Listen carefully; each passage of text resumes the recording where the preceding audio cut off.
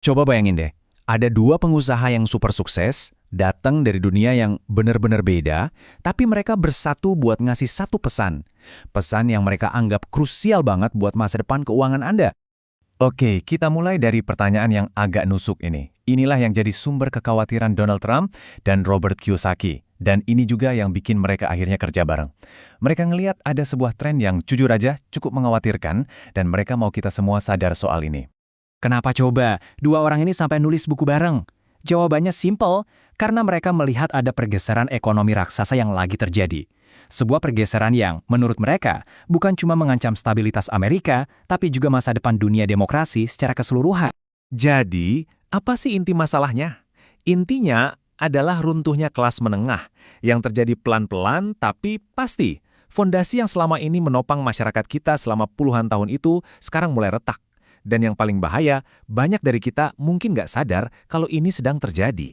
Nah, ini adalah gambaran masyarakat yang dari dulu diajarkan ke kita. Struktur berlian, di mana kerja keras dan loyalitas itu seolah jadi jaminan buat keamanan finansial.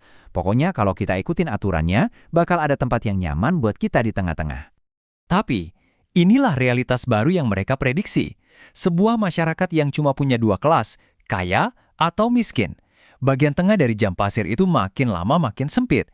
Dan percayalah, menurut mereka, kita nggak mau terjebak di bagian yang sempit itu. Kutipan ini benar-benar nunjukin betapa gawatnya situasinya. Ini bukan lagi soal masalah ekonomi pribadi, tapi udah jadi ancaman mendasar buat demokrasi. Logikanya, kalau kelas menengah hilang, pilar masyarakat yang stabil juga ikut goyah. Oke, terus gimana ceritanya kita bisa sampai ke titik ini? Para penulis buku ini berpendapat aturan mainnya tuh udah berubah, tapi nggak ada yang ngasih tahu para pemainnya. Nasihat keuangan yang dulu manjur buat generasi orang tua kita, sekarang malah bisa jadi racun. Kerja keras, nabung, investasi jangka panjang. Kedengeran familiar kan? Ini adalah resep andalan selama beberapa generasi. Filosofi yang ngejanjiin masa pensiun yang aman dan nyaman. Tapi masalahnya, serangkaian peristiwa besar dalam sejarah bikin resep ini jadi usang, bahkan berbahaya. Coba perhatiin deh tanggal-tanggal ini. Masing-masing tanggal ini nandain runtuhnya satu pilar keamanan kelas menengah. Misalnya, tahun 1974, risiko pensiun tiba-tiba dipindahin dari perusahaan ke pundak kita sebagai karyawan. Atau tahun 1996, saat pekerjaan kantoran yang aman tiba-tiba bisa di-outsource ke luar negeri. Setiap momen ini adalah perubahan besar dalam cara kita bekerja dan menabung. Jadi intinya adalah semua pergeseran ini menciptakan krisis keuangan raksasa yang siap meledak. Dan sayangnya, kebanyakan orang sama sekali nggak siap. Ini bukan masalah sepele ya, ini benar-benar badai yang sempurna. Mereka bahkan menyebutnya sebagai pencurian. Gimana enggak? Perusahaan dengan bantuan aturan dari pemerintah secara legal mindahin resiko finansial yang super besar langsung ke karyawannya. Janji keamanan seumur hidup diganti sama harapan, semoga tabunganmu cukup ya. Dan ini skala masalah di tingkat pemerintahannya, 72 triliun dolar. Ini utang yang nggak tercatat loh. Biar kebayang, angka ini tuh lebih besar dari gabungan semua uang di pasar saham dan obligasi di seluruh dunia.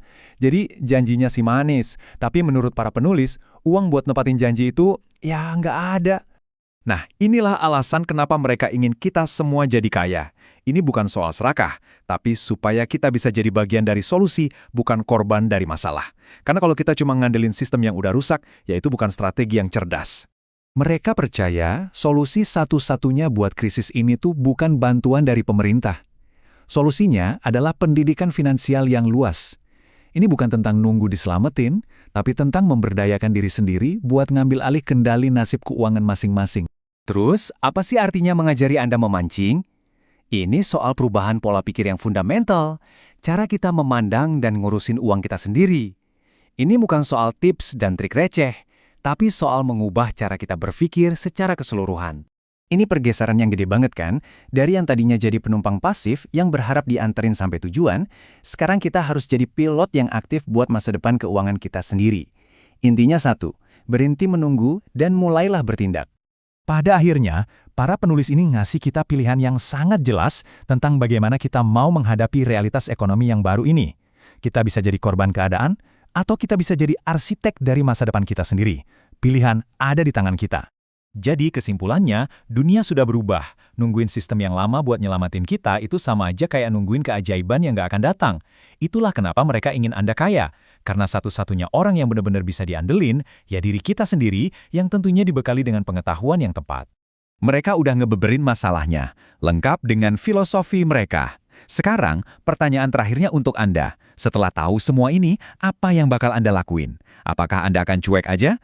Atau Anda akan mulai belajar memancing?